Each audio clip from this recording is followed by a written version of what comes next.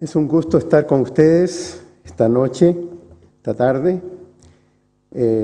La Sociedad de Enfermedades Respiratorias es muy querida por mí, por mi calidad de asmático de toda la vida. He tenido la suerte de tener una larga vida. Estoy este año cumpliendo 79 años y durante esa vida me ha tocado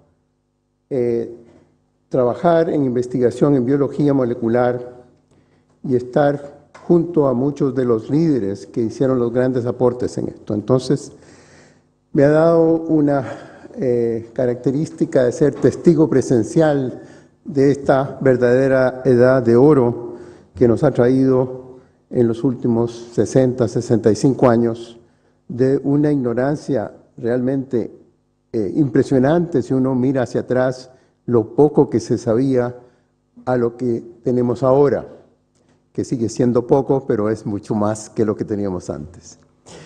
Entonces, yo quiero en esta conferencia darles una visión muy personal de cuáles fueron los grandes hitos de esta edad de oro y darles algunas reseñas de la gente que conocí y cómo ellos llegaron a hacer algunas de estas contribuciones.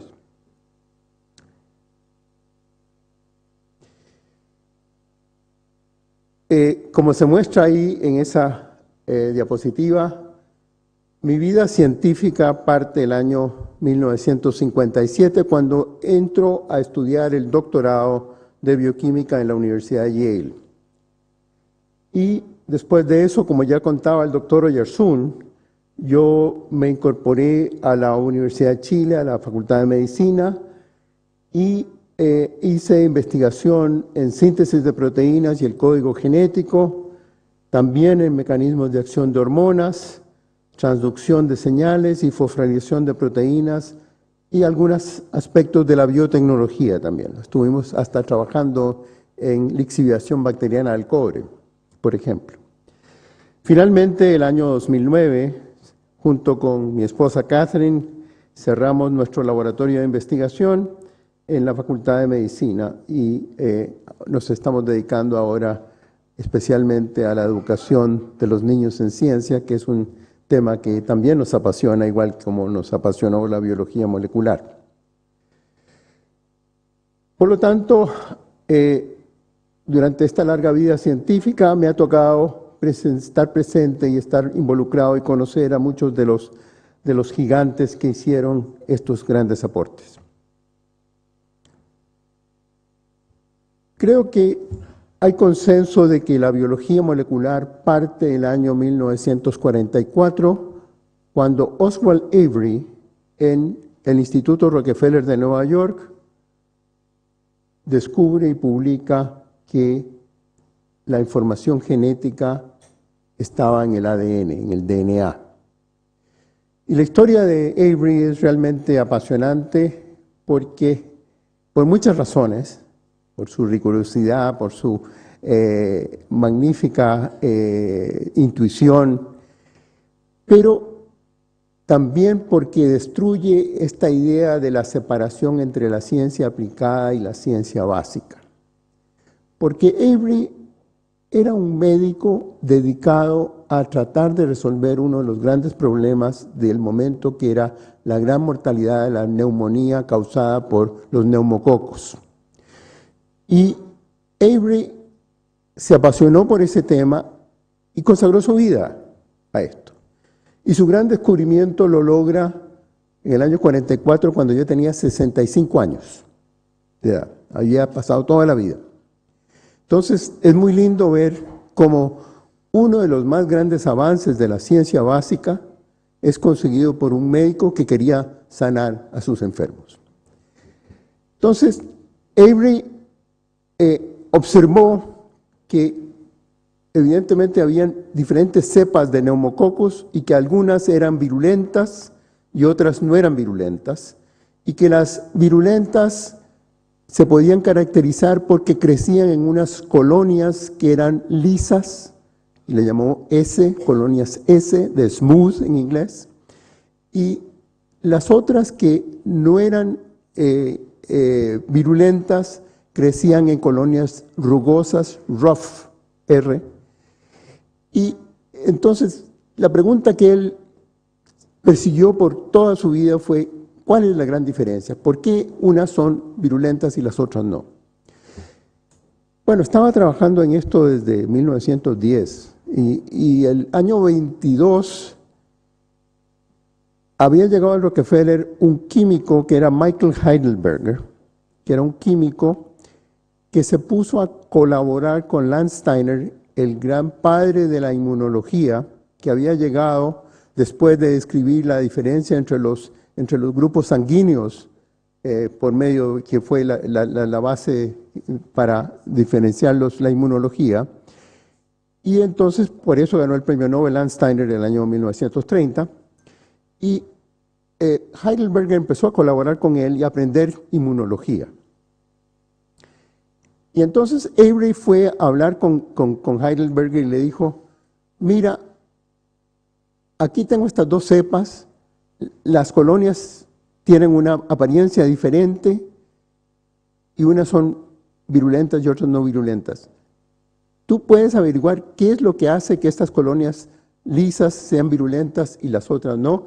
Y entonces Michael Heidelberger empezó a usar la inmunología y vio que inmunológicamente las podía distinguir y analizó como químico el contenido de la pared bacteriana de los neumococos y encontró que estaban los polisacáridos, eran la diferencia que había entre las dos cepas y que esa diferencia era la que reconocía los anticuerpos que encontró.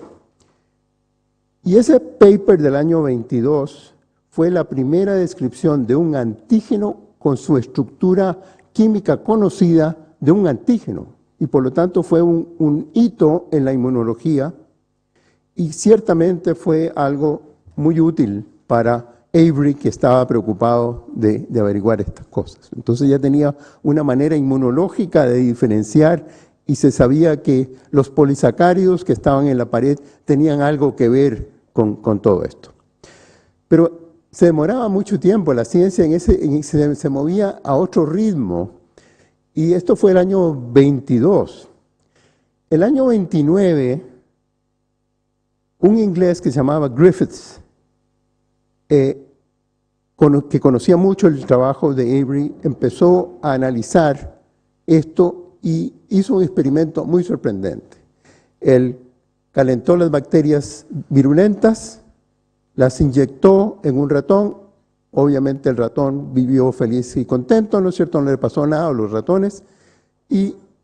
Pero si coinyectaba bacterias no virulentas con las que había matado virulentas, veía que unos pocos ratones se enfermaban y morían y que la sangre de esos ratones producía colonias lisas, colonias virulentas. Y entonces eso lo publicó el año 1929, el año de la famosa crisis, ¿no es cierto?, económica del mundo. Bueno, Avery se sorprendió mucho por esto, pero empezó a ver, lo repitió y se repitió. Dejó afuera los ratones, ya no tenían nada que ver los ratones, sino que en el tubo de ensayo él mezclaba el calentado de las virulentas con las no virulentas y obtenía colonias lisas. Y entonces tenía una manera de estudiar esa transformación. Y esto empezó, como decía Griffiths, el año 29. Toda la década del 30 estuvo tratando de purificar qué era esa materia que existía en la cepa virulenta, hasta que el año 44, fíjense ustedes, el año 44, cuando se estaban peleando las últimas batallas de la Segunda Guerra Mundial, cuando ya la bomba atómica estaba prácticamente lista. En ese momento, él publica este trabajo que dice que ese material transformante era el DNA, porque él había tomado la preparación más pura que tenía, lo había tratado con proteasas que rompían las proteínas, y seguía siendo activa, lo había tratado con ribonucleasa que destruía el ácido ribonucleico y seguía siendo activa, pero cuando lo trataba con DNasa, la actividad desaparecía.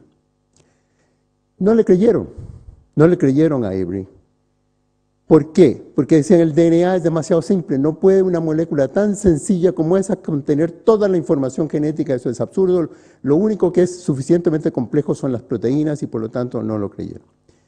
En el año 52, sin embargo, se publicó otro trabajo de Hershey Chase que usaron bacteriófagos, virus bacterianos, y estaban ya usando las metódicas, año 52, después de la Segunda Guerra Mundial, de usar los isótopos y marcaron el virus con azufre, se marcaban las proteínas, con fósforo se marcaba el DNA de estos virus bacterianos y vieron que lo único que entraba en las bacterias al infectar el virus era el fósforo 32 radioactivo y el azufre 35 no entraba, las proteínas no entraban y lo que causaba el virus era el DNA. Ahí les creyeron, ahí dijeron, ah, cierto, lo había dicho Avery. Avery ya estaba por fallecer, nunca logró el premio Nobel porque estaba muy viejito cuando hizo su gran descubrimiento.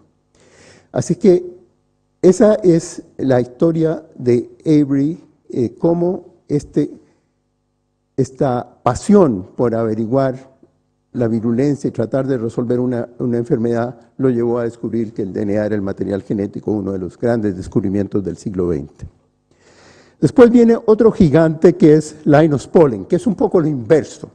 Linus Pauling era un científico purísimo, químicamente puro porque era un gran químico. El segundo se dice que es el más grande químico del siglo XX.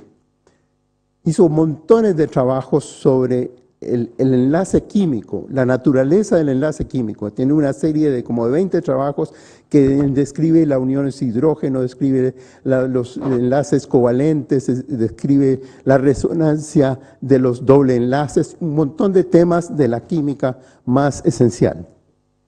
Pero estaba también, tenía una mente tremendamente abierta y las proteínas eran algo que le empezó a interesar.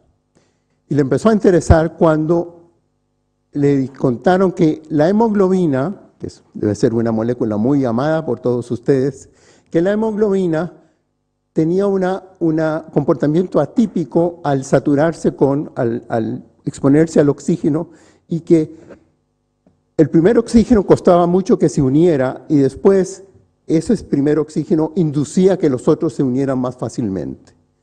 Entonces, Pauling dijo, esto es una cosa de la estructura química de la hemoglobina, los grupos hemo, tiene que estar estos grupos hemos formando un cuadrado, ¿no es cierto? Y que la punta de un cuadrado empieza a influir los otros y de esa manera se estimula la unión del oxígeno en los otros sitios de la hemoglobina, que tiene 4 de ellos. Pero está muy bien y eso fue un avance importante y le permitió conocer la hemoglobina. Pero, y esto es un poco la serendipity que ocurre en ciencia, él estaba formando, el presidente Truman, al final de su mandato, formó un comité de científicos para que le recomendaran qué política científica debería hacer Estados Unidos, y ahí salió un inmenso informe que fue Science, the Endless Frontier, que hizo Vannevar Bush.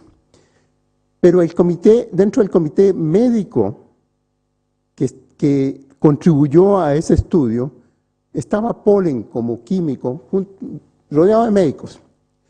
Y una vez en Nueva York estaban cenando y al final de la cena empezaron a conversar y un médico le dijo, fíjate que hay una anemia en que las células de los glóbulos rojos están muy deformadas y que los pacientes sufren y es una enfermedad absolutamente genética, se comporta de forma mendeliana, etc. Los homocigotos están muy, muy gravemente enfermos, etc. Entonces Pauling, que había estado pensando en la hemoglobina, dijo, bueno, pero si los glóbulos rojos son una bolsa de hemoglobina, es decir, lo único que puede haber ahí es que la hemoglobina haya cambiado su estructura.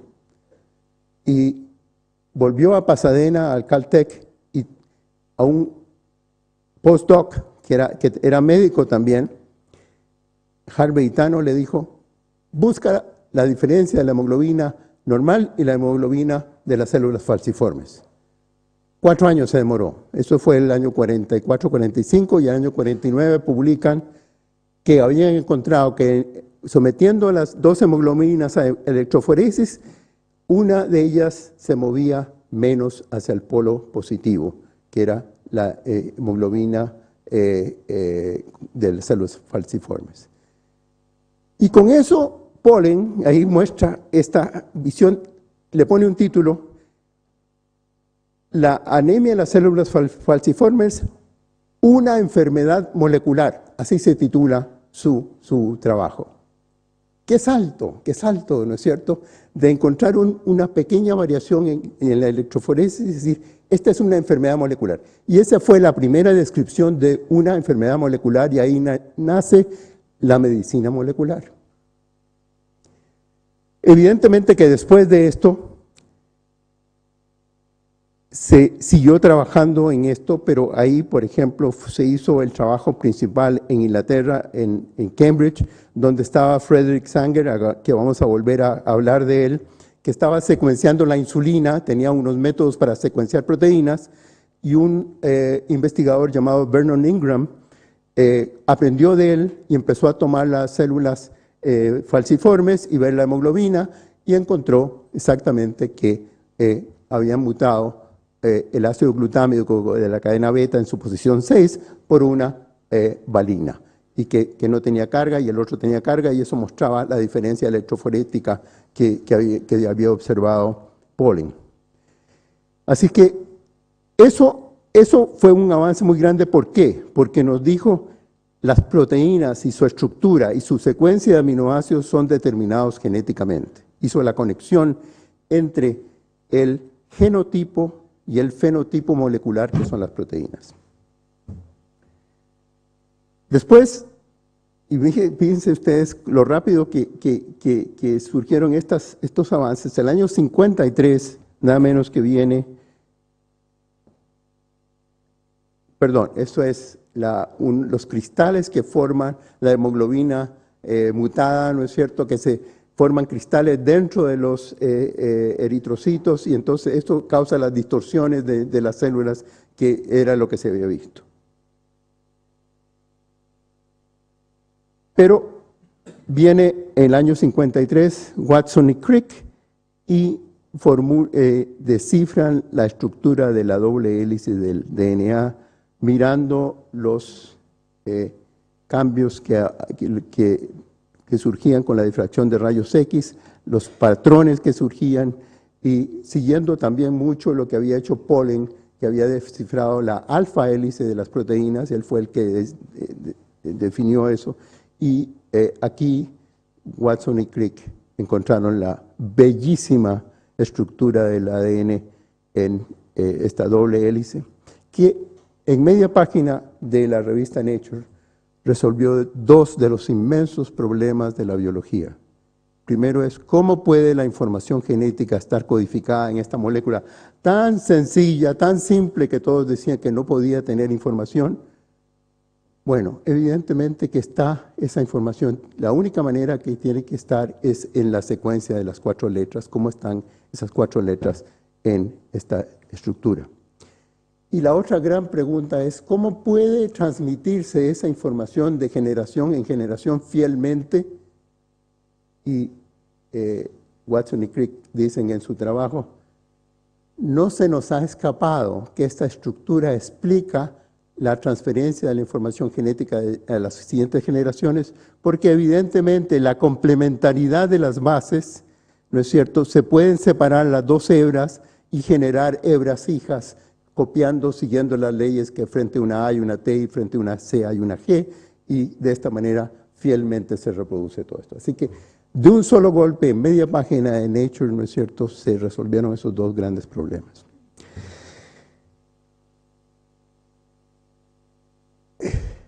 Watson, en su libro La doble hélice, que es un libro que cuenta la historia, ¿no es cierto?, personal de esto, y cómo entre experimento y experimento iban a jugar tenis y a tomar cerveza en los pubs de Cambridge, Pero esto que está de su cuaderno y que está fechado en noviembre de 1952, pone este esquema en ese cuaderno que dice el DNA puede replicarse. Esta flecha que parte de DNA y vuelve a DNA quiere decir se puede replicar. Pero dice también que hay una flecha que va a RNA, al ácido ribonucleico, y que de RNA va a proteína. ¿Okay? Porque tenía que llegar a proteína, porque lo que ya vimos de polen y después de Sanger tenía que el fenotipo final era la proteína. Entonces, Watson ya piensa esto, y este es el que se ha llamado el dogma central de la biología molecular. Y en este simplísimo esquema hay una flecha, la flecha de replicación del DNA, otra flecha que es la transcripción del DNA al RNA, y la tercera flecha que es la traducción, la transferencia de un idioma a otro, el idioma de los ácidos nucleicos al idioma de las proteínas. Y eso sintetiza todo lo que se trabajó por los siguientes 20 años. Bueno, yo tuve el gran gusto y honor de conocer muy bien a los dos, a Watson y a Crick, especialmente a Watson, a Crick. Estuve con él 2 veces almorzando juntos, una vez cuando él visitó Nueva York, visitó el laboratorio donde yo estaba trabajando con el doctor Lipman, que era premio Nobel por haber descubierto la coenzima A, etcétera, y estaba trabajando en síntesis de proteína. Entonces pasó Crick a verlo y fuimos a almorzar juntos. Y lo extraordinario de Crick era este pensamiento constante y lleno de ideas que surgían de él de una forma extraordinaria. Ese día de almuerzo nos contó, dijo, estaba anoche y tenía un poco de insomnio, no podía dormirme. Me puse a pensar que el RNA mensajero era muy largo y que los ribosomas, varios ribosomas caer en él y de esta manera aumentar la eficiencia de la síntesis proteica, y los ribosomas serían como las cuentas en un rosario. ¿Ok? Eso lo dijo a principios del año 62. Y nosotros lo escuchamos y nos acordamos porque lo había dicho Crick. Pero no salió nada y no había ningún experimento hasta 6 o 7 meses después que aparecieron los polisomas, que son exactamente, ¿no es cierto?, el RNA mensajero con los ribosomas leyendo lo que era. Así que me tocó vivir y escuchar algo que él predijo y que después se cumplió fielmente. Con Watson nos hicimos más amigos porque él estaba en Boston, en Harvard, y entonces él venía a Nueva York con mucha frecuencia y siempre pasaba a hablar con la gente del laboratorio de Lippmann, que estaba trabajando en temas muy parecidos, así que nos hicimos bastante amigos. Él me ofreció ir a trabajar con él a Harvard, pero yo le dije, yo estoy comprometido de volver a Chile con el rector Juan Gómez Milla, así que no voy a aceptar esa muy linda propuesta. Pero seguimos muy en contacto y yo siempre lo invitaba a que viniera a Chile y me dijo, no, mientras Pinochet esté presidente yo no voy a ir a Chile. Bueno, en los años 90 lo volvimos a invitar y vino. Ahí está cenando en mi casa en La Reina, está James Watson, aquí está la doctora, aquí está la señora Watson, Catherine, mi señora, está aquí, y ella es Mary Claire King, que fue la que descubrió el gen del BRCA1, el gen que causa el cáncer mamario 1, una famosa genetista. Nosotros organizamos un simposio y tuvimos ese gusto. Ok. Después, entre los años 53 y los años 60,